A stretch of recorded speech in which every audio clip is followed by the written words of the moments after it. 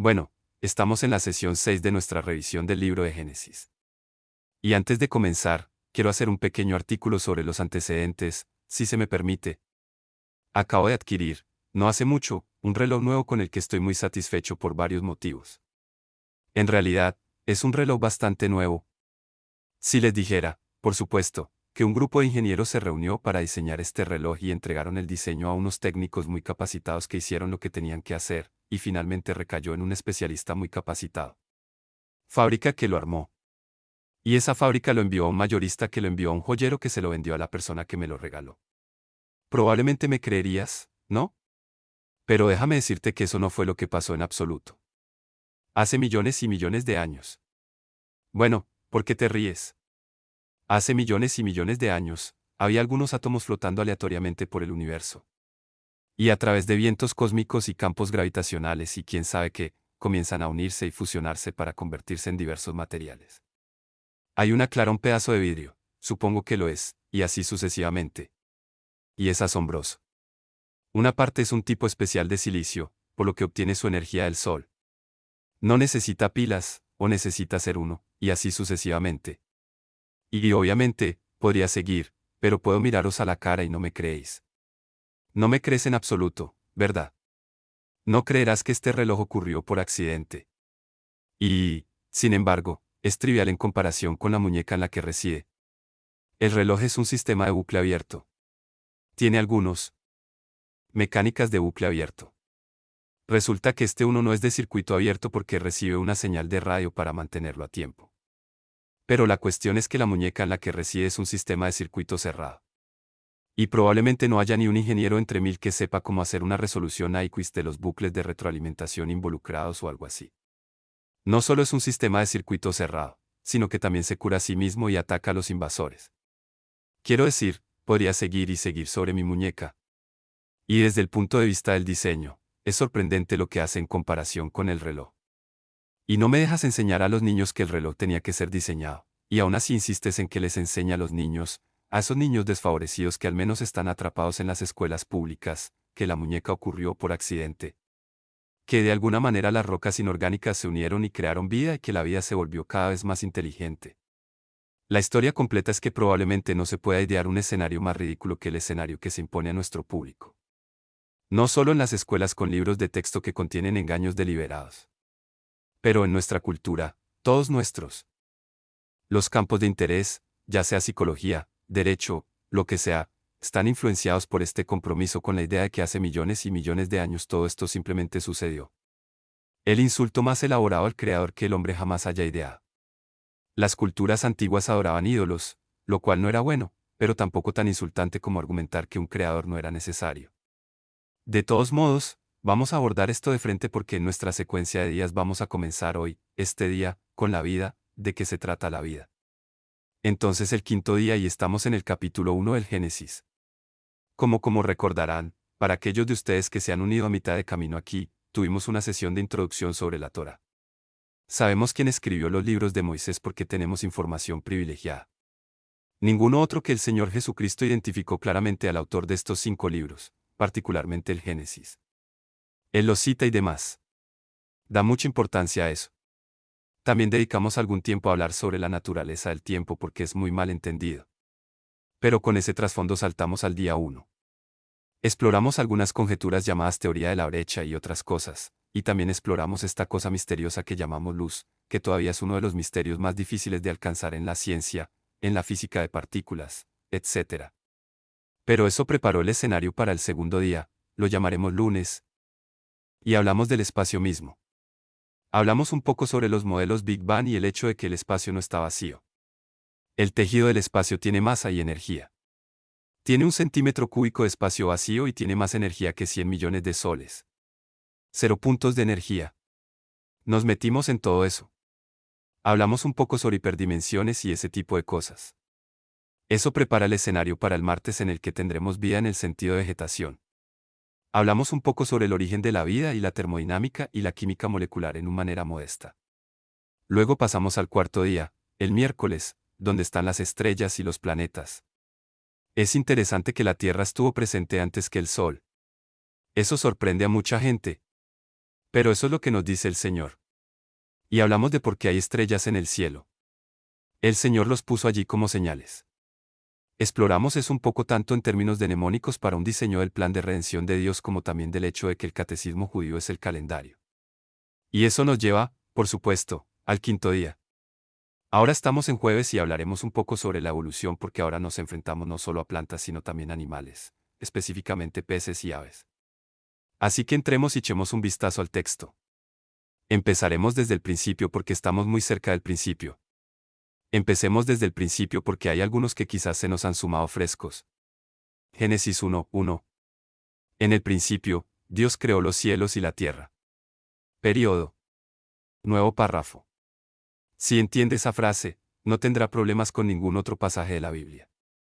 La tierra estaba sin forma. Y el vacío y la oscuridad están sobre la faz del abismo y el Espíritu de Dios se movía sobre la faz de las aguas y Dios dijo que haya luz y fue la luz y vio Dios que la luz era buena, y Dios dividió la luz de la oscuridad. Dios llamó a la luz día, y a las tinieblas llamó noche. Y la tarde y la mañana fueron el día 1, no el primer día. El segundo, el tercero y el cuarto son relativos. El primero es absoluto, día 1. Dios dijo, haya un firmamento, arraquia, en medio de las aguas. Separemos las aguas de las aguas. Dios hizo el firmamento y separó las aguas que estaban debajo del firmamento de las aguas que estaban sobre el firmamento. Fue así y Dios llamó cielo al firmamento. La tarde y la mañana fueron el segundo día. Y aprovechamos esto como una oportunidad para explorar en nuestras sesiones anteriores toda la naturaleza del tejido del espacio y las partículas, lo que sabemos ahora de la física cuántica y el resto.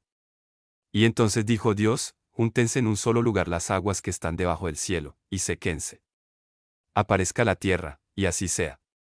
Y llamó Dios a lo seco tierra, y a la reunión de las aguas llamó mares, y vio Dios que era bueno. Y dijo Dios, produzca la tierra hierba, hierba que dé semilla, y árbol frutal que dé fruto según su especie, cuya semilla esté en sí mismo, y la tierra sobre la tierra. Y así fue. La tierra produjo hierba y hierba que daban semillas según su especie, y árbol que daba fruto cuya semilla era en sí misma según su especie. Y vio Dios que era bueno. Y fue la tarde y la mañana el día tercero. Y hablamos de cómo debajo de este texto están encriptados 25 árboles que aparecen en la Biblia. Otra evidencia sutil del diseño que se esconde en el hebreo de este pasaje son los nombres de todos los árboles que aparecen en el resto de la Biblia. Génesis 1 versículo 14, Dios dijo, que haya lumbreras en la expansión del cielo para separar el día de la noche, y sirvan por señales, y para las estaciones, y para los días, y durante años, que sean lumbreras en el firmamento de los cielos para alumbrar la tierra. Era tan. E hizo Dios dos lumbreras grandes, la lumbrera mayor para regir el día y la lumbrera menor para regir la noche, e hizo también las estrellas. Dios los puso en el firmamento de los cielos para alumbrar la tierra, para señorear en el día y en la noche, y para separar la luz de las tinieblas. Y vio Dios que todo era bueno, y fue la tarde y la mañana el día cuarto. Ahora aquí estamos por esta noche, y Dios dijo, que las aguas produzcan abundantemente la criatura en movimiento que tiene vida y aves que pueden volar sobre la tierra en el firmamento abierto del cielo. Dios creó las grandes ballenas, en realidad el término es monstruo marino en hebreo, y todo ser viviente que se mueve, que las aguas produjeron en abundancia según su especie, y toda ave alada según su especie, y vio Dios que era bueno. Y Dios los bendijo diciendo, fructificad y multiplicaos, y llenad las aguas y los mares, y multiplíquense las aves en la tierra. Y fue la tarde y la mañana el día quinto. Un pequeño comentario editorial. Usted.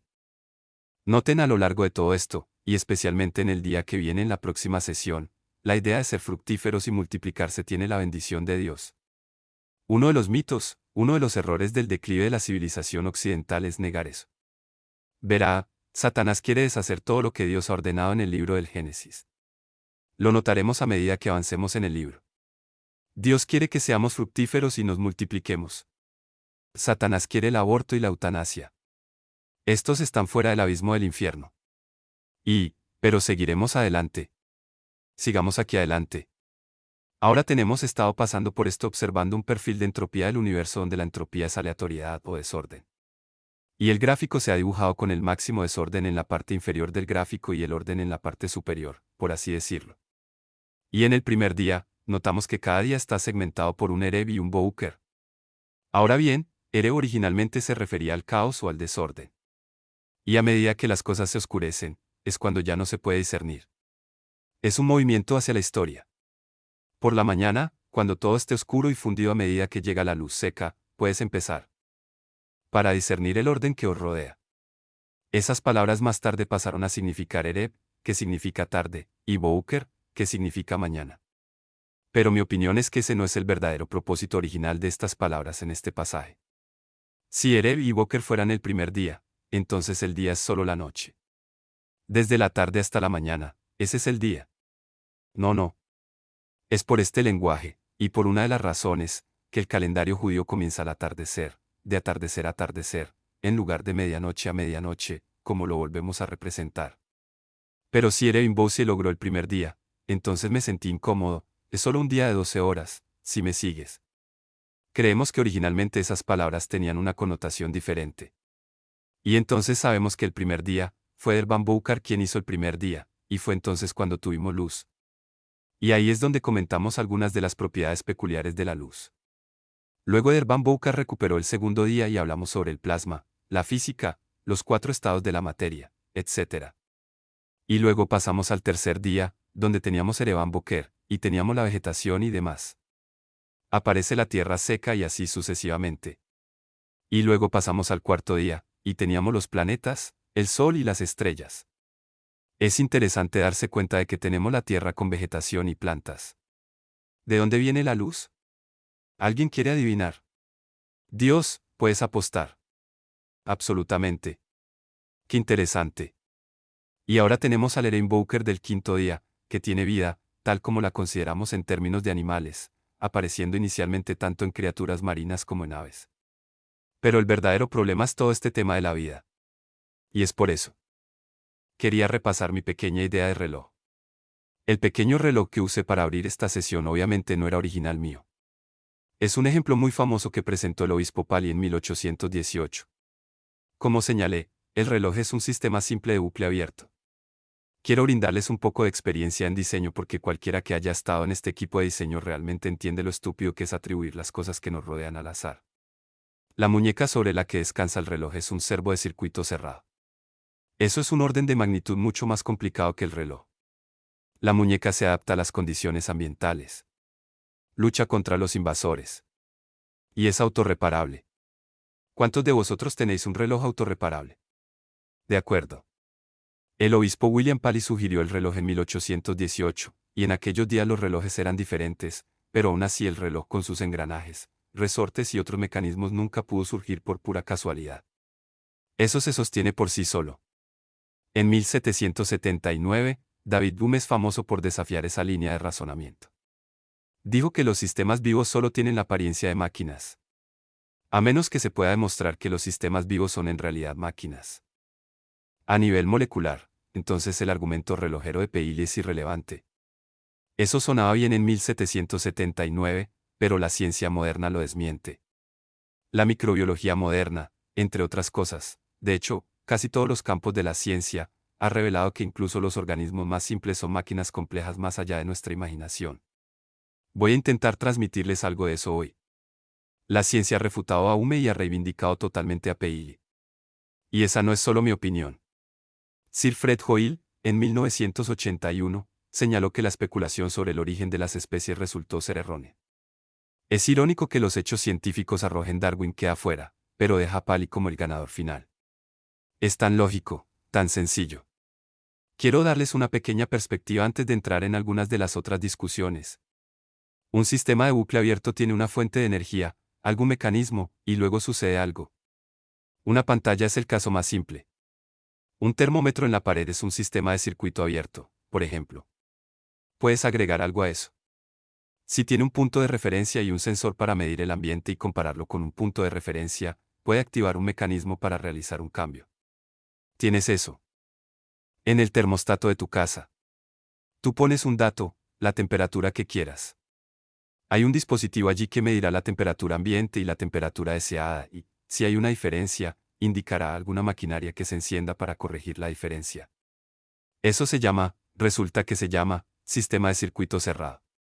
Los sistemas de circuito cerrado son mucho más complicados de lo que parecen a primera vista. Por ejemplo, puedes abrir una ventana y sobrecalentar tu casa. Porque la ventana abierta puede enfriar el sensor y este cree que hace frío, pero no es así. Te dan la imagen. Más social los sistemas son sistemas de circuito cerrado con un comportamiento no obvio. Por ejemplo, estás gestionando una línea de autobús en la ciudad. Está en quiebra, así que sube las tarifas del autobús. Así que menos gente viaja en autobús y usted se arruina aún más. Mira, a veces lo obvio que crees que estás haciendo es que a menudo opera de manera contradictoria, especialmente en los mercados. Cada vez que manipules el mercado, obtendrás los efectos de segundo orden más extraños. Los controles de precios durante una guerra lo muestran como ejemplo. Creas un mercado negro y demás. De todos modos, puedes subir otro nivel de complicación. Puedes tener uno de estos circuitos cerrado. Sistemas y puede agregar algún material adicional allí. Por ejemplo, a tu calentador, puedes agregarle una computadora que sepa que es invierno, que también sepa que tarda mucho en calentar tu casa, por lo que comenzará temprano. Los edificios de oficinas suelen contar con una unidad de aire acondicionado que anticipa qué hora del día es y otros factores para intentar ahorrar dinero y hacerlo de forma más efectiva. Entonces esa es una forma de control adaptativo, por así decirlo. Y la maquinaria a menudo tiene maquinaria que detecta qué tipo de material está cortando y hace los ajustes correspondientes. Adaptado control numérico, ese tipo de cosas. Entonces el sistema adaptativo.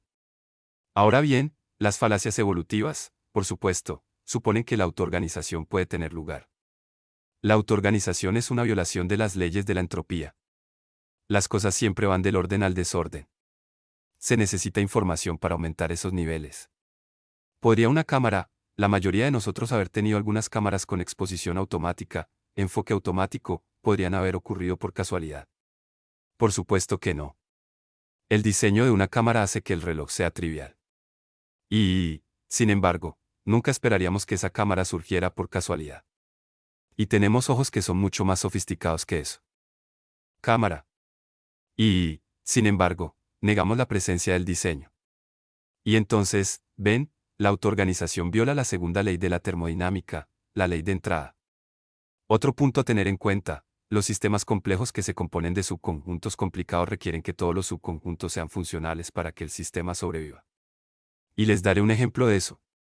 Este es un modelo de motor de automóvil Volkswagen. Tiene un sistema de carburador.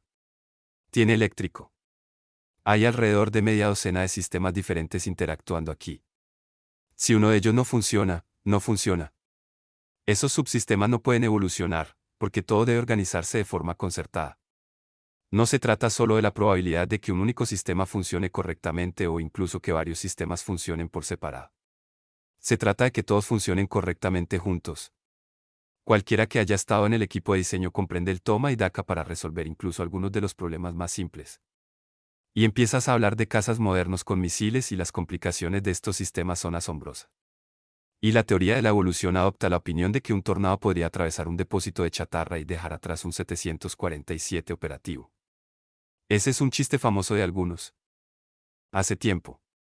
Mira, hay una jerarquía de diseño. Hablamos de sistemas de bucle abierto.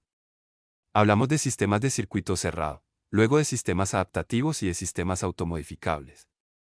Esto lleva a que, a medida que subes la escalera, finalmente llegues a máquinas inteligentes, máquinas que tienen inteligencia. Esto es algo que era impensable hace un siglo y, sin embargo, vivimos con ello todos los días. Mira, existe el concepto de tener un programa almacenado y algún proceso en marcha. Una máquina de tejer es un ejemplo. Un programa muy complicado, y la máquina de tejer organizará los hilos para producir un patrón. Ese es un ejemplo típico de una máquina de programa almacenado. Pero la gran idea por la que le debemos al matemático John von Neumann es una situación en la que en el almacenamiento tendríamos el programa que impulsa a la máquina, dándole a la máquina la oportunidad de cambiar el programa. Eso es lo que diferencia a una computadora de una simple máquina sumadora complicada. Vas a tener una calculadora muy, muy complicada que hace cálculos matemáticos maravillosos, pero sigue siendo una calculadora. Pero si ese sistema colectivo puede cambiar su propio programa, entonces tienes una computadora. Así llaman la arquitectura von Neumann. Porque en ese almacenamiento no solo tienes los datos que quieres manipular, puedes tener el programa, las instrucciones para manipular los datos. Y si eres realmente inteligente, puedes incluir en las instrucciones pautas sobre cómo cambiarse para probar otras cosas si eso no funciona. Puedes tener programas que aprendan. Puedes tener programas que intentarán cosas diferentes. Y lo hará a velocidades increíbles. Cuando estaba a cargo del centro de computación de Ford Motor Company, recuerdo haber descubierto que nuestras habilidades de cálculo cuestan alrededor de 10 centavos por hombre al año. Si usted siéntate con una calculadora y calcula cuánto podrías hacer trabajando 8 horas al día, 50 semanas al año, y ejecutas esa aritmética, en aquellos días, las computadoras que teníamos entonces podían hacer el mismo trabajo por aproximadamente una moneda de 10 centavos por semana. Fracción de segundo, pero ese no es el punto. Y puedo recordar que después de eso, cuando estaba en la industria informática, dejé Ford y fui, entre otras cosas, presidente de Western Digital durante un tiempo. Recuerdo ir por el país señalando que tenía más computadora energía en mi escritorio en casa de la que era responsable cuando dirigía el centro de computación de Ford Motor Company. Así que el progreso, usted y yo lo damos por sentado, pero en esencia lo es, en parte se debe a que hemos aprendido a fabricar máquinas que se modifican a sí mismas. Se toma el proceso y el almacenamiento, se agregan algunos componentes electrónicos para poder comunicarse con ellos, teclados o pantallas o lo que sea, y se tiene un diagrama simplificado de una computadora moderna. Cuando entras en las telemáquinas, estas se automodifican, pero luego el siguiente paso en la industria informática en él. A finales de los 50 y principios de los 60, nos dimos cuenta de que programar computadoras era increíble, pero era propenso a sufrir accidentes porque trabajamos en lenguaje de máquina. Entonces comenzamos a crear programas que facilitarían la programación. Y entonces teníamos computadoras programándose a sí mismas. Teníamos sistemas de autoprogramación. Expresas lo que quieres y la computadora generará el programa. A eso lo llamamos compiladores y hay otros nombres para ellos. Es el siguiente paso para crear una computadora que pueda diagnosticarse a sí misma cuando algo anda mal. Se realizan comprobaciones de paridad, pero hay muchas más cosas que se pueden hacer y, si algo sale mal, lo primero que se debe hacer es lo que hace a bordo de un barco o en una situación de combate con computadoras. Si algo parece extraño, ejecuta el diagnóstico. ¿Qué quieres decir con eso? Los programas lo comprobarán solos para saber si está funcionando correctamente. Existen tales cosas. No son perfectos, pero son muy hábiles. El siguiente paso son los sistemas autorreparables. Todavía no hemos llegado a ese punto, pero el próximo sueño en las artes informáticas sería crear una computadora. Mira, podemos hacer computadoras que corrijan errores. El NFSQ27 era uno que podías tomar, podías sacar tarjetas mientras se estaba ejecutando y continuar. Debido a que tenía lógica de corrección de errores, usó 11 bits por byte en lugar de 8. Y con eso puede hacer 3 comprobaciones de paridad e indicar la posición del error y corregirlo. Así que construyeron, de hecho, nuestros sistemas de defensa aérea se construyeron con ese tipo de idea de diseño. Pero lograr que aquellos que tienen un problema se solucionen solos no es algo en lo que no hayan llegado todavía. Pero si pudiéramos llegar allí, ¿cuál es el siguiente paso? Para hacer unos que se reproduzcan a sí mismos. Recuerdo que incluso cuando era niño vi una pequeña caricatura, un chico estaba mostrando a un amigo su fábrica. Y en la fábrica tenía, hasta donde alcanzaba la vista, robots sentados en bancos y otros robots fabricándolos. Era una fábrica donde los robots hacían más robots. Y el tipo le decía a su amigo, no sé dónde va a terminar todo, ¿sabes? Pero la verdad del asunto es que no fabricamos sistemas que se reproduzcan a sí mismos. Lo estamos intentando. Estamos empezando a explorar los componentes biológicos del chip de determinadas formas limitadas. Pero lo que estoy tratando de señalar aquí, a medida que se asciende en la escalera del diseño elegante, es que ni siquiera hemos logrado la elegancia en el diseño que vemos a nuestro alrededor. Ya sea que esté mirando a través de un telescopio o un microscopio, estamos limitados por una elegancia y habilidad desconcertantes en los diseños que nos rodean. El último es la vida misma. Con todo lo que sabemos sobre la vida misma, la ciencia no ha podido crear uno sintético. Cada célula del planeta Tierra proviene de una célula anterior. No se crean, derivan de una célula anterior. Y hablamos anteriormente en nuestras sesiones anteriores sobre el modelo de un átomo. Recuerda que teníamos un núcleo, un electrón dando vueltas. Es el modelo típico como la mayoría de la gente piensa. Por supuesto, esto no está a escala. El átomo mide aproximadamente 10 elevado a menos 13, el núcleo mide aproximadamente 10 elevado a menos 13, el átomo está aproximadamente a 10 elevado a menos 13, el núcleo mide aproximadamente 10 elevado a menos 13, el átomo mide aproximadamente 10 elevado a menos 8 y ahora hay una diferencia de 100.000 unidades entre el núcleo y el radio en el que gira ese átomo. En otras palabras, si lo tomas en un sentido tridimensional, es 10 elevado a la quinta por 10 a la quinta por 10 a la quinta, lo que significa 10 a la 15. Entonces, si tengo una partícula aquí que es el núcleo, y tengo un electrón girando alrededor de ella, la proporción entre material y espacio es la misma que entre 1 segundo y 17.000 millones de años. Este podio, que parece tan sólido, es más, si digo que está vacío, soy 100.000 veces más exacto que tú al decir que es sólido, si puedo expresarlo así. Mira, hay una diferencia de volumen de 10 a 15. Pero sigamos con esto. Obviamente, hablamos de cómo los átomos de hidrógeno y los átomos de oxígeno pueden capturar las órbitas de otros para formar una molécula. No trabajamos con átomos, trabajamos con moléculas. Incluso del oxígeno, hablamos de O2, el tipo de oxígeno que respiramos. A menos que sea ozono, eso es O3, pero de todos modos. Ahora bien, si tomas carbono, el carbono tiene muchas formas de combinarse. Ha sido diseñado para ser un combinador. Y casi todo lo que usted y yo enfrentamos a lo largo de la vida son hidrocarburos, carbohidratos en términos de alimentos, azúcares, almidones, etc. Debido a la complejidad, resulta que este es un Che4 que modelé aquí en la pantalla. Pero vamos a hablar un poquito. Hay un grupo de moléculas muy complejas llamadas aminoácidos. Todos tienen un grupo amino común y un grupo ácido carboxílico que son como eslabones que les permite unirse como una cadena. Pero entre esos dos elementos tienen moléculas muy complejas que consisten en átomos de carbono, hidrógeno y oxígeno en alguna combinación. La combinación determina qué tipo de aminoácido y qué propiedades tiene. Hay 20 aminoácidos que representan toda la vida en el planeta Tierra. 20 y tienen algunas propiedades interesantes. Ahora bien, hay una teoría que prevalece en nuestros libros de texto escolares de que hablan de que hace mucho tiempo existía una sopa prebiótica. Bueno, una mezcla. Normalmente piensan que es la atmósfera primitiva del planeta Tierra. Postularon que, por supuesto, estaría compuesto de agua, algo de amoníaco, algo de metano y algo de energía. La luz ultravioleta o los rayos de alguna manera arrojaron algo de energía a esta mezcla gaseosa.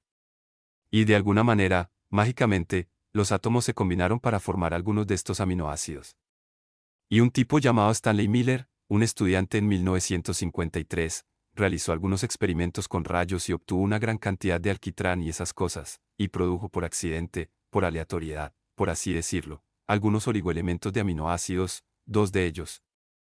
Pero hay algún problema, y debido a eso, encontrarás que en los libros de texto, bueno, los científicos han creado algunos aminoácidos por casualidad. Lo que no dicen ustedes, ellos hicieron eso, agregaron información muy importante. Una de las cosas, se aseguraron de que no hubiera oxígeno. Porque si hubiera oxígeno, destruiría esos productos. Solo obtienes un montón de alquitrán. Bueno, ese es un punto interesante. Hay mucho más en el problema, más problemas en los experimentos de Stanley Miller, por lo que no los aburriré con todos esos detalles. Pero resulta que la oxidación es un enemigo de la formación de esos ácidos. También lo es la radiación ultravioleta. Analizaremos esas cosas. Verá, la radiación ultravioleta tomará agua H2 o con algo de ultravioleta. Luz. Romperá el H2 o en algunas moléculas de hidrógeno y algunas de oxígeno. Y esa molécula de oxígeno causará estragos. Ahora bien, el agua misma también es un enemigo de lo que están intentando hacer. Porque lo que no te dicen en los libros de texto es que las ecuaciones de las que hablan son reversibles. Tomas un aminoácido con otro aminoácido y lo juntas, terminas con un poco de proteína y un poco de agua. Si no haces nada más, el agua hará que se vaya en sentido contrario. La forma de hacer que eso funcione es quitando el agua, luego un poco más aminoácidos producirán algo de aminoácido y le darán más proteínas y algo de agua. Tú tiras eso. Tienes que sacar el agua para llevar la ecuación hacia la derecha. ¿Me sigues? Cualquier químico, el primer año de química en la universidad, lo sabe. Eso no te lo dicen en los libros de texto. Entonces el agua es un enemigo de estas cosas. Y lo mismo con los nucleótidos. Estos son los códigos que definen el ADN, al tomar un par de nucleótidos se obtiene algo de ADN, pero también se tira agua. Para que eso funcione tengo que sacar el agua de allí. El equilibrio es enemigo de la selectividad. Si tiene algún proceso en marcha que por accidente produce una de estas cosas, el hecho de que los sistemas químicos vayan hacia el equilibrio, eso significa que es inestable. Se va a desmoronar. Y así, y también el tiempo, curiosamente, esto me sorprende, el tiempo es el enemigo del proceso. Porque cuanto más espere, más probabilidades habrá de que alcance el equilibrio y destruya los productos que busca. ¿Me sigues? Mira, todo esto se desmorona bajo un análisis crítico. Bueno, ¿por qué no? Pasa en la vida. Por la pared celular. Las cosas de las que vamos a hablar con los aminoácidos y demás suceden dentro de la célula. ¿Por qué? Porque la célula tiene una membrana plasmática, que hace muchas cosas. Pero antes que nada, impide la entrada de la luz ultravioleta, del agua y del oxígeno para permitir que estas cosas sucedan. Así que estas cosas no pueden suceder hasta que tengas una pared celular. Bueno, espera un minuto, ¿de qué está hecha la pared celular? Ya sabes, te haces una idea.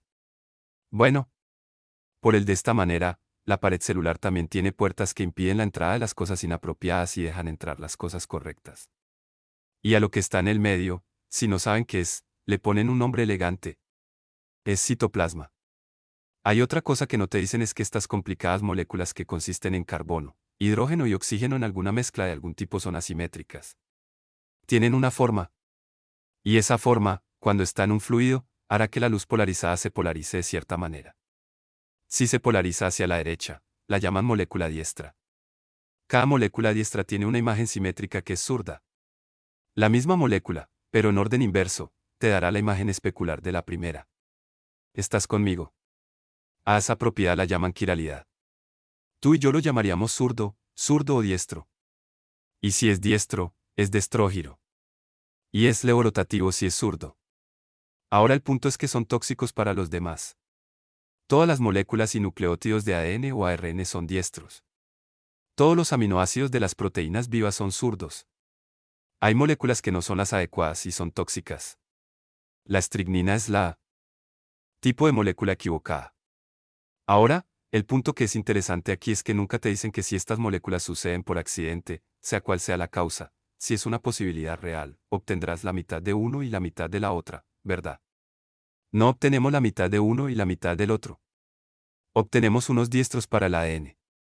Obtenemos los zurdos para los aminoácidos. Ese hecho por sí solo indica que se está produciendo una selección. Alguien está guiando el proceso. ¿Me sigues? Bueno. Mira, si tenemos una sala llena de gente aquí, algunos son zurdos, otros son diestros. Y si les pido a todos los zurdos que vayan por ese pasillo y a todos los diestros que bajen por ese lado y terminas haciéndolo bien, no fue por casualidad, de alguna manera había algunas comprobaciones. ¿Entiendes lo que intento decir? Bueno, probablemente sea un mal ejemplo, pero creo que sigues mi lógica. Entonces hablemos un poco sobre la celda. La célula, ya sabes, toda la idea darwiniana depende del concepto de célula simple. Quiero que pongas eso siempre entre comillas porque en 1953 Watson y Crick publicó su documento histórico en Nature en el que descubrieron el ADN y sus moléculas compatibles, las moléculas de ARN. Y en 1955 Sanger tenía una estructura completa de la proteína insulina y, por supuesto, en años más recientes han mapeado todo el ADN. El propio Crick, el padre del ADN, por así decirlo, dijo, un hombre honesto armado con todo el conocimiento de que disponemos ahora solo podría afirmar que, en cierto sentido, el origen de la vida parece ser casi un milagro en este momento. En serio. Tantas son las condiciones que habrían tenido que cumplir. Me habría sentido satisfecho de ponerlo en marcha. Michael Denton lo dijo aún más claramente en 1986. Aunque las células bacterianas más diminutas son increíblemente pequeñas, cada una es en realidad una verdadera fábrica microminiaturizada que contiene miles de piezas de intrincada maquinaria molecular exquisitamente diseñadas, compuestas por 100.000 millones de átomos, mucho más complicados que cualquier máquina construida por el hombre y absolutamente sin paralelo en el mundo no vivo. ¿Qué quiere decir él con eso? Hablemos de una celda simple. La celda más simple no tiene paralelo en su diseño complejo y adaptable. Tiene en su interior una biblioteca central, una memoria central banco. Está rodeado de plantas de ensamblaje y unidades de procesamiento que dependen de esa biblioteca para recibir instrucciones. Tiene centros de reenvasado y envío que tomarán los distintos productos y los reenvasarán para su envío exterior, etc. Todo esto lo hacen máquinas robóticas en forma de moléculas de proteínas. Por lo general, involucran 3.000 átomos en configuraciones tridimensionales. Y hay cientos de miles de tipos específicos que se especifican y organizan para que todo esto suceda. Y también hay un elaborado sistema de comunicación. Y tiene centros de control de calidad para detectar errores y centros de reparación para solucionarlos. Todo esto pasó por casualidad. Tienes que estar bromeando.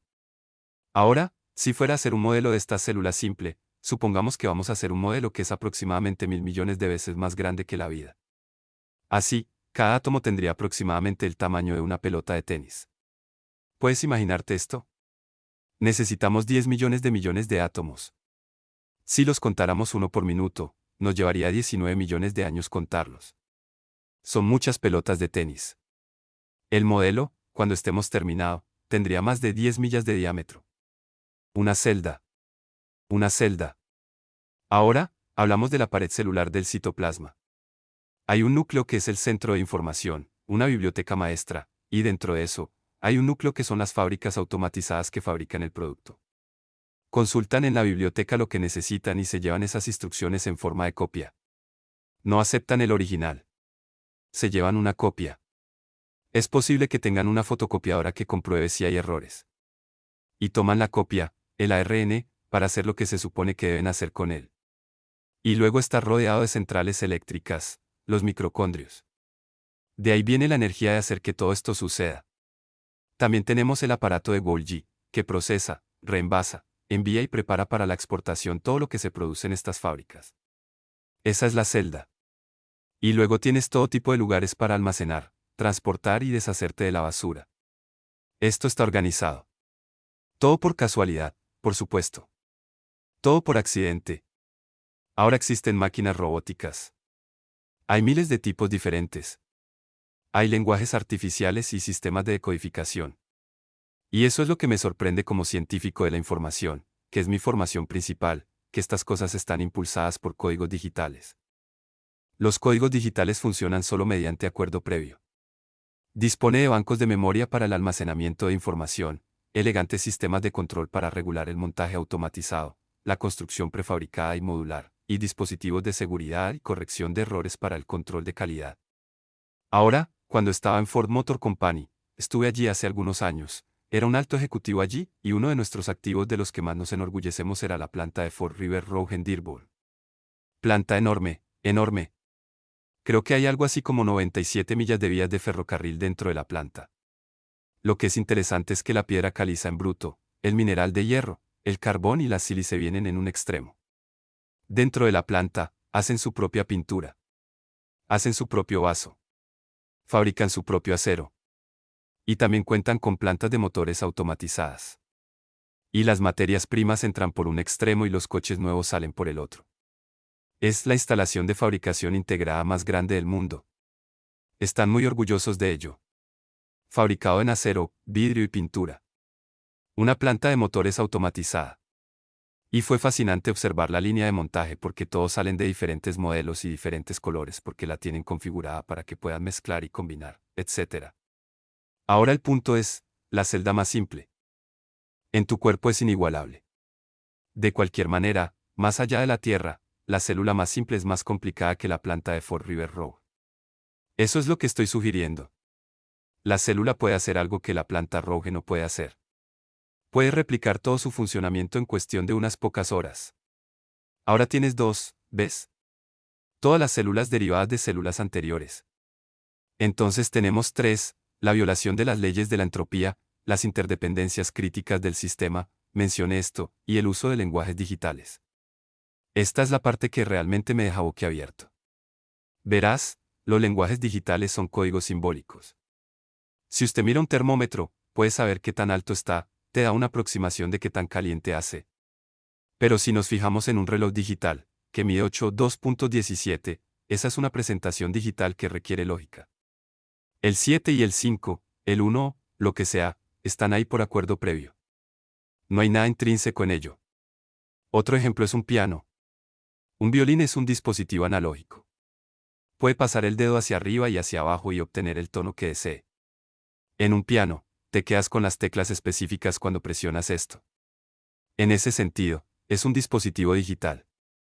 De los códigos digitales derivamos su significado a partir de definiciones arbitrarias pero consistentes. A eso lo llamamos semántica. Si escribo hombre en la pizarra, ¿qué significa? Hombre, porque hemos acordado que eso es lo que significa. No hay nada intrínseco en una M, una y una N. Los códigos digitales dependen de su contexto. Y si pongo un UAL después del hombre, eso significa algo completamente diferente, ¿no es así? En otras palabras, donde aparecen las letras es parte de ello. Otro ejemplo de ello es el famoso rito de Paul Revere. 1 si es por tierra, 2 si es por mar. La primera, la linterna encendida en la iglesia Old North, no contenía ninguna información. Eso demostró que el tipo no se cayó de la escalera al llegar allí. Es ese segundo linterna que decía 1 sí por tierra, 2 sí por mar. La primera linterna encendida en la antigua iglesia del norte no contenía ninguna información. Eso demostró que el tipo no se cayó de la escalera al llegar allí. Es esa segunda linterna la que decía 1 sí por tierra, 2 sí por mar. Si los británicos tuvieran las computadoras más avanzadas del mundo, no podrían haber descifrado ese código porque no tiene significado intrínseco. Es solo por acuerdo previo. Dos chicos están de acuerdo y eso es todo. Verá, los códigos digitales son evidencia absoluta de diseño. No pueden suceder por accidente. Mira, toda la idea de orden y entropía son opuestas. Disponemos de información según pedido. La entropía serían los errores que se introducen. El orden es una señal. La entropía es ruido. Los ingenieros hablan de relación señal-ruido. La música y la cacofonía, la aleatoriedad de las secuencias y el azar del diseño son opuestos entre sí. Y, por supuesto, la dirección del tiempo siempre va en dirección a la entropía. Cuando limpias tu casillero en la escuela o limpias tu escritorio en casa, es solo cuestión de tiempo antes de que lo hagas todo de nuevo. Entonces hay una semántica, como mencioné, 1 por tierra, 2 por mar. Y la sintaxis, no podría estar en ninguna iglesia. Los módulos de aterrizaje tenían que estar en la antigua iglesia nórdica para tener el significado. Entonces todo esto implica una planificación coordinada, no un accidente aleatorio. Entonces, lo que sucede en tu célula, tienes el ADN, que es tu modelo maestro. No sale la biblioteca. Se descomprime, se copia en un ARN, el mensajero, por así decirlo, como una fotocopiadora, y luego se traduce en proteínas, que son las máquinas funcionales. Y el dogma rápido es que solo se puede pasar del ADN a las proteínas, excepto que el CIA demostró que es posible que ciertos virus regresen y cambien el modelo maestro. Eso es lo que quieren decir con retrovirus. 20 aminoácidos. No intentes memorizarlos. Pero la mitad de ellos son insolubles y no les gusta el agua. Y los demás son hidrófilos, son solubles, les gusta el agua. De ellos, algunos tienen carga positiva, son básicos, un par tienen carga negativa, son ácidos. Entonces el resto son neutros, la pareja que está cargada eléctricamente. Mediante estas propiedades, determinarán la forma tridimensional de la máquina que resultará si las colocas en una secuencia particular. Hay códigos que definen cada uno de esos aminoácidos. Incluso hay códigos de puntuación, inicio y fin, etc. Entonces tienes todo un lenguaje definido aquí. Y como parte del descubrimiento de la microbiología moderna, han podido descifrar los códigos, al menos en parte. Y son códigos muy sistemáticos los que definen estos aminoácidos en particular. Ahora, les diré lo interesante del ADN es que el código ha sido diseñado para autorreplicarse. Puede hacer copias de sí mismo. Estos símbolos codificados particulares. Hay un alfabeto de 4. Cada uno tiene un par complementario. Entonces, si lo separas, extraerá su complemento intrínsecamente y se convertirá, por tanto, en una copia de sí mismo. Y eso es lo que lo convierte en un código intrínsecamente autorreplicante. Esto es genio en el trabajo. Esto no sucedió por casualidad. Vamos chicos. Algo que la mayoría de la gente no sabe, cuando el ADN se va a copiar a un ARN, hay que copiar esto para la copia de trabajo, ¿verdad? Entonces haces una copia duplicada. Entonces sabes qué hace la maquinaria. Edita secuencias de letras equidistantes, tal como buscamos en la Biblia. El ARN mensajero tomará ciertas porciones del ADN, o el ARN que obtiene, los llaman intrones, los cortan y los que quedan luego se unen y eso es lo que se envía a la maquinaria. Vaya, aquí hay un diseño elegante. Y hay muchas cosas de estas que aún no entendemos por qué. Pero aquí están sucediendo cosas que hasta ahora han ido más allá de nuestra capacidad de comprensión. Entonces terminas con este ARN mensajero. Entonces aparece la maquinaria, y la maquinaria es como un cabezal grabador. Mirará esos códigos y sabrá a partir de esos códigos qué proteína juntar y las juntará y luego mirará el siguiente código y agregará otro 1, colocará otro 1 y luego otro 1. Y entonces creará un Cadena de estos aminoácidos y luego estos aminoácidos se moldearán en una máquina tridimensional para continuar y hacer algún trabajo. Es una cadena de proteínas que se convierte en una máquina. Ahora bien, estos aminoácidos, como señalé, algunos son solubles, otros no y algunos tienen carga positiva, otros no y lo que sucede, por supuesto, es que los grupos con carga negativa se asocian con grupos con carga positiva. Se juntan. Los hidrofóbicos se apilan en el centro. Los hidrófilos van a arreglos en el exterior donde estará el agua. Y así finalmente tenemos una imagen tridimensional. La forma, que es la confirmación de energía mínima de la cosa, está dictada por la secuencia. Entonces esto está creando, a partir de la lectura de un diagrama, está creando la maquinaria para realizar trabajos. Varios cientos de miles de tipos diferentes de máquinas. Pregunta, ¿qué fue primero, la proteína o el ADN? No se puede tener ADN sin proteínas y no se puede obtener proteínas sin ADN. ¿Ves un problema aquí? No hay manera de que pequeñas partes de esto comiencen por sí solas. Necesitas todo organizado el día 1.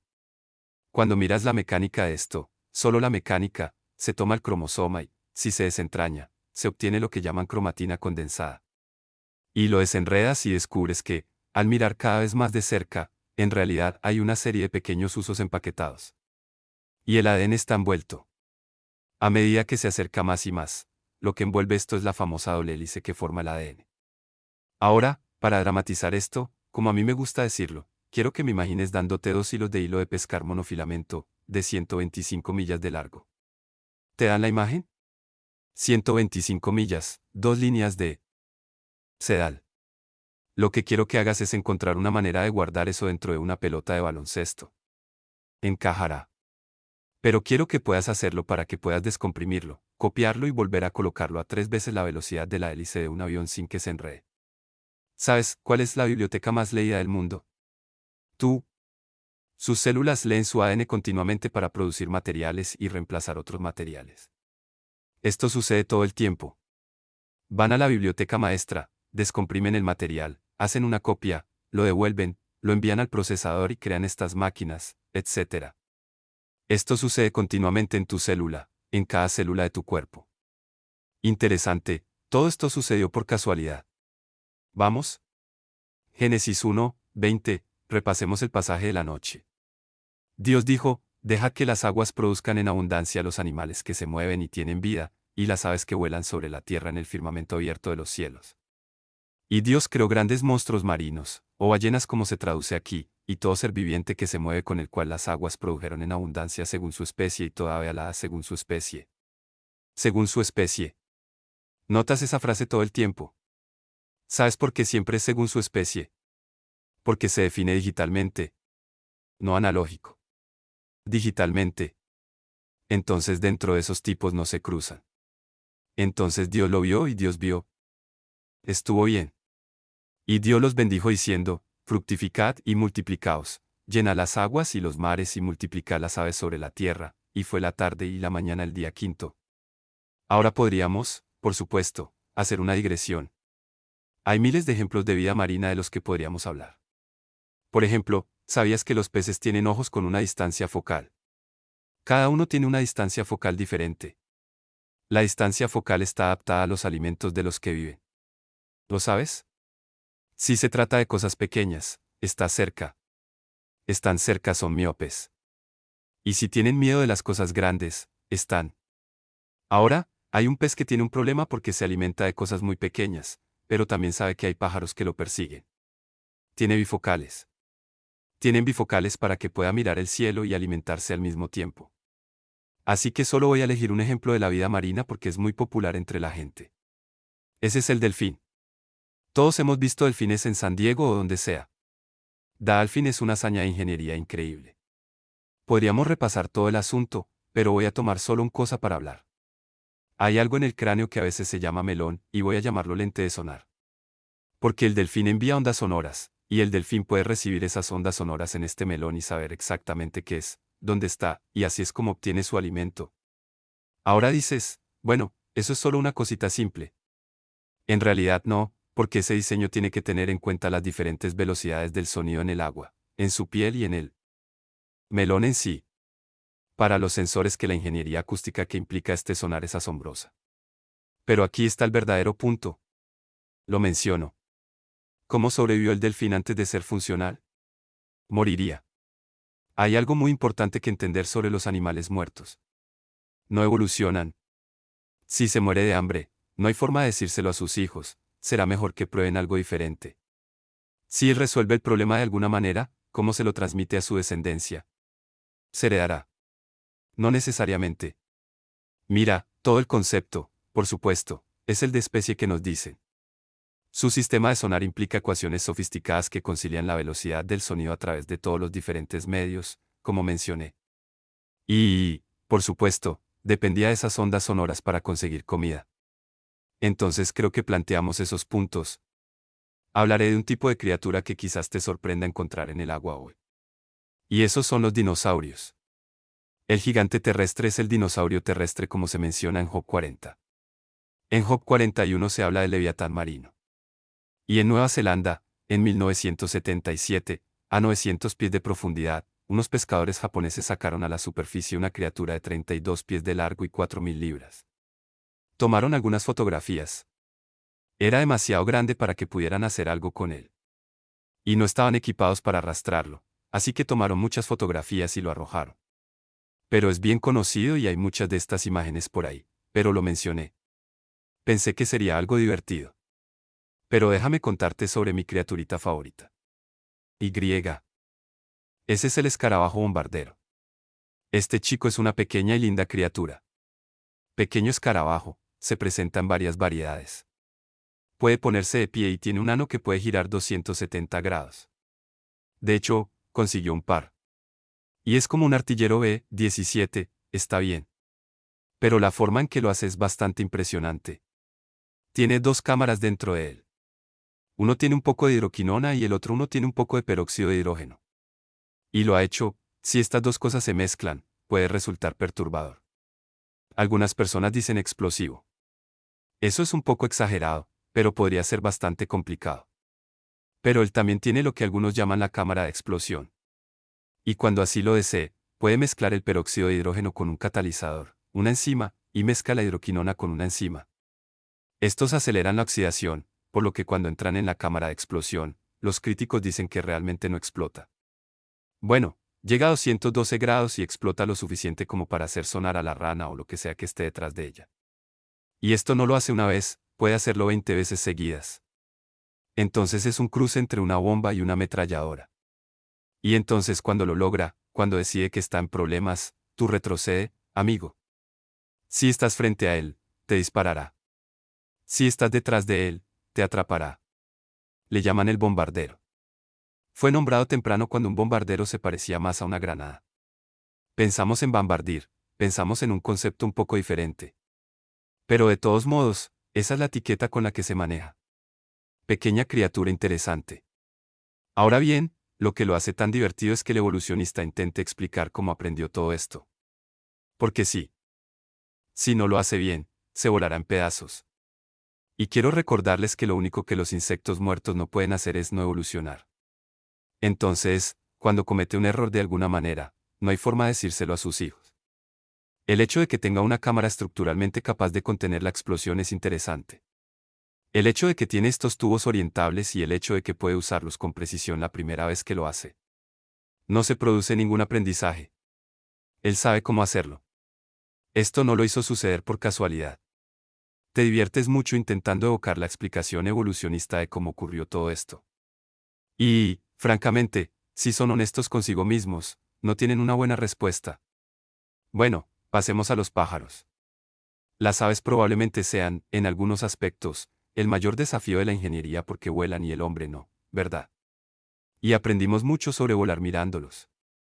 Nos hemos desorientado porque no tenemos las instalaciones que ellos tienen.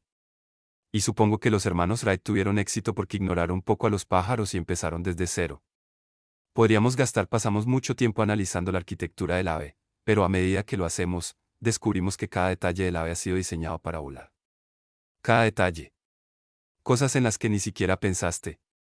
Los esqueletos son livianos. Muchos de ellos tienen huesos huecos para ahorrar peso. ¿Has entendido alguna vez lo que hace un ingeniero aeronáutico para ahorrar peso? Se ha hecho aquí. El punto de apoyo está fusionado, lo que tiene un par de ejemplos que ayudan a absorber el impacto del aleteo.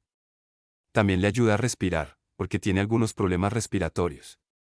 Llegaremos a los problemas respiratorios en un minuto.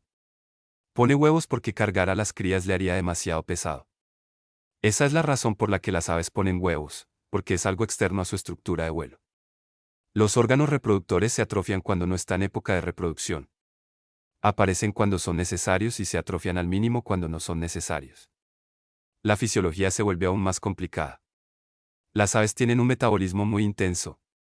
Tienen una temperatura corporal alta, lo típico es de 104 a 108 grados Fahrenheit. Tienen pulmones que se abren en cada extremo. Y por cierto, las plumas tienen mucho más que hacer que simplemente volador. Están diseñados para mantener el calor, para controlar el calor corporal. Los pulmones están abiertos en cada extremo para que fluya. No tenemos eso. Respiran 450 respiraciones por minuto en comparación con las nuestras, nominalmente, digamos, 30. Tienen corazones más grandes y son aves de gran altitud. Sus corazones laten a 400.000 latidos por minuto en comparación con los 160 nuestros. Entonces, ¿qué? 20 veces o más. Las plumas, podríamos pasar una tarde hablando sobre la ingeniería que se produce en una pluma. Por lo tanto, el pájaro puede controlar cada uno en 3 dimensiones, no como lo hacen nuestros aviones con flaps. Y esas cosas. También controlan el calor corporal, lo cual es fundamental. Podríamos repasar las patas, pero para darle un breve resumen de las patas, cada ave tiene patas diseñadas específicamente para su estilo de vida particular. Ya sea en el agua, bajo el agua, lo que busca, si tiene que cavar, lo que sea, está diseñado para ello. Y está diseñado específicamente para cada ave. Entonces deberíamos tomar, hablemos un poco sobre los picos. Pasamos por todo tipo de picos. Aquí está el pico del loro, o en realidad es un cernícalo, supongo. Está diseñado para separar la presa que es demasiado grande para tragarla. Y su aspecto ganchudo es típico de todas las aves rapaces. Y el siguiente es el flamenco. Tiene un pico curvo para filtrar pequeñas plantas y animales del agua superficial de estanques, etc., en el que se sumerge el pico y el pájaro bombea el pico inferior contra el superior y la comida se drena en una especie de estructura en forma de manga, adosado a la pared superior. Y luego está el zarapito, que se adopta para sondear la costa en busca de gusanos y cosas así. Y luego tienes el loro, que es otra cosa porque está diseñado para cascar nueces y comer fruta y ese tipo de cosas y demás. Y luego tienes otros. Pocas aves tienen dientes que les permitan detectar las cosas pequeñas. Pero tomemos el más interesante de todos. Solo tomaremos uno en detalle. Tomemos el pájaro carpintero. ¿Alguna vez has observado un pájaro carpintero? Estos tipos son asombrosos. Hay cosas sobre ellos de las que nunca me di cuenta. Obviamente tienen un pico muy fuerte. Ese es solo el comienzo de sus problemas. Sus golpes son tan fuertes que pierde los ojos y no los cierra. En serio, cierra los ojos. Tiene un cartílago especial entre el pico y la cabeza para ayudar a absorber el impacto. Así se va a casa sin dolor de cabeza. Las plumas de su cola están diseñadas para hacer un trípode con sus 2 patas para ayudarlo a prepararse para los golpes. Bueno, están diseñados para eso. A diferencia de la mayoría de las aves, que tienen 3 delante y 1 detrás en cuanto a dedos de las patas, los suyos son 2 y 2 para poder agarrar mejor la corteza del árbol. Está diseñado para lo que hace. Ahora aquí está el un salvaje. Tiene una lengua muy inusual, porque su lengua es más larga que su pico, porque tiene que entrar en estos túneles para tratar de atrapar la larva que busca. Entonces su lengua es increíblemente larga, tiene púas al final para agarrar lo que intenta agarrar. Estas larvas no quieren salir de ese túnel. Y también tiene un pegamento al que se pega la larva, pero no a la lengua. Hombre, eso requiere algo de ingeniería química. ¿Me sigues? Eso es solo el comienzo. El pájaro carpintero verde europeo tiene una lengua que desciende por la garganta, sale por la parte posterior del cuello, alrededor de la parte posterior del cráneo, debajo de la piel y sobre la parte superior entre los ojos, terminando justo debajo de la cuenca del ojo. Estos muchachos están diseñados para lo que hacen. Ahora esperaba tener más tiempo para investigar un poco más, pero más investigaciones he realizado, según deduzco de las lecturas que he realizado, todavía no tienen idea de cómo migran las aves. Han estudiado el magnetismo. Han estudiado análisis de presión, corrientes, temperatura. Hay todo tipo de estudios que tienen pistas aquí y allá, pero para aclararlo, personalmente no los he encontrado, agradezco cualquier refutación de lo contrario, pero no he encontrado ninguna documentación confiable que explique cómo las aves pueden encontrar. Pueden recorrer 40.000 kilómetros desde el nacimiento hasta el lugar al que deben ir y cómo lo hacen sigue siendo un misterio hasta el día de hoy. Quiero decir, eres solo uno. Es mi favorito por varias razones. Ese es el chorlito siberiano, el chorlito dorado como lo llaman. Pajarito diminuto, hombrecito diminuto. Y hace algo interesante. El chorlito dorado, aquí está su plan de vuelo. Su tiempo de vuelo es mínimo en días. El peso del pájaro está en la escala de la izquierda. Su consumo de combustible está en la escala adecuada. Y comienza en Alaska y va a Hawái. Ahora, lo que hace que este vuelo en particular sea interesante es que no hay paradas de descanso. No hay lugar para descansar entre Alaska y Hawái. Eso es solo el comienzo de sus problemas. Pesa 130 gramos, vale. Necesitará mucho combustible para hacer 250.000 de alerones para ir de Alaska a Hawái. Entonces, de la forma en que lo hace, se prepara para su viaje ganando algo de peso. Y pondrá 70 gramos adicionales, veamos, para combustible, vale. Y puedes calcular su gasto de combustible y cuando lo haces descubres algo muy interesante. Se necesitan 88 horas para llegar de Alaska a Hawái y tiene suficiente combustible para estrellarse en el mar en 72 horas, salvo por algo más. Si no hizo nada más, no lo lograría. No tiene suficiente combustible para durar 88 horas. Solo tiene suficiente combustible para 72 horas. Pero cada año llega a Hawái. ¿Cómo lo hace? Lo logra volando en formación. Al volar en formación, los que no van en cabeza ahorran combustible y hacen intercambios. ¿Alguna vez os habéis preguntado qué son esos coches de carreras? Sabéis qué es el drafting, ¿verdad? Eso es lo que hacen los pájaros. Nunca supe por qué los pájaros siempre vuelan en esta formación de V. Están redactando lo que llamaríamos en carreras de autos, redacción. Y de esa manera ahorran alrededor del 20% de su combustible. De hecho, el Plavar llega a Hawái con un margen de 6,8 gramos para vientos en contra. De acuerdo. Entonces puedes decir que soy una especie de nerd. Conseguí estas cosas de Werner Hitting. Estaba simplemente fascinado. Hice un pequeño gráfico y esas cosas. Obtienes una gran visión. Hago muchas de mis cosas tarde en la noche o temprano en la mañana. Bajo a desayunar. Nan hizo huevos o lo que sea. Deja que te enseñe. Y obtuve estos gráficos y las curvas y las ecuaciones y así sucesivamente mostrándola. Ella lo mira de inmediato y dice, vaya, eso es interesante. Así es como nosotros, ¿no? Yo digo, ¿qué? Tampoco podemos lograrlo solos. Recortó todas las ecuaciones, todo el material para la solicitud. Nos vemos y tampoco puedo hacerlo solo. Por eso tenemos compañerismo. Es por eso que las escrituras dicen que no debemos abandonar la reunión. Tenemos dones diversos y cada uno de nosotros los necesitamos. Si no estás ejerciendo tu don espiritual, estás defraudando al cuerpo. Pero es tan característico. Estoy completamente absorto en las ecuaciones y los números. Ella lo atraviesa, ya sabes, está bien. Ella responde a la pregunta, ¿y qué? Ahí mismo, ahí mismo. Esa es mi novia.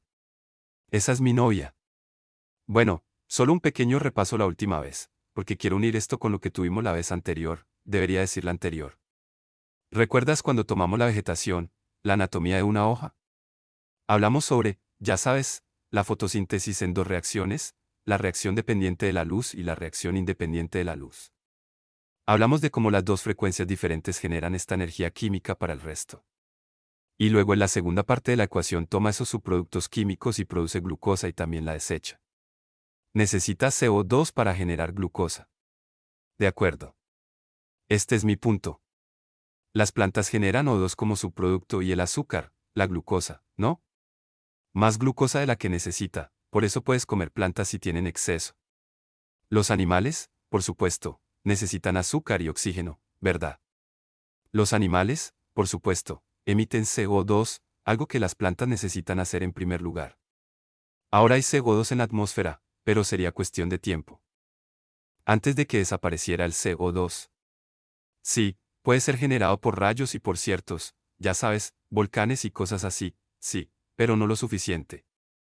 Los animales son esenciales para las plantas. Las plantas son esenciales para los animales. Como ingeniero, ¿qué te dice eso? No sucedieron por accidente. Fueron diseñados para necesitarse unos a otros. Y se puede basar en este modelo todo el caso de la biodiversidad. A los ecologistas les encanta decirnos que todas las diferentes especies necesitan a todas las demás especies. En serio. Me pregunto quién decidió así en primer lugar. Y yo me pregunto además, ¿por qué existe toda esta preocupación por la extinción de especies si hay evolución en marcha? Y también en cree, cuando hablan de la capa de ozono, muchacho, la capa de ozono, si cambia del 1% al 1%, será una fatalidad cósmica. Realmente, está bastante equilibrado, ¿no? ¿O sí? ¿Quién lo equilibró? El argumento de que está delicadamente equilibrado es un argumento de que no fue por casualidad. Alguien lo había diseñado de esa manera. De todos modos, ¿seguimos?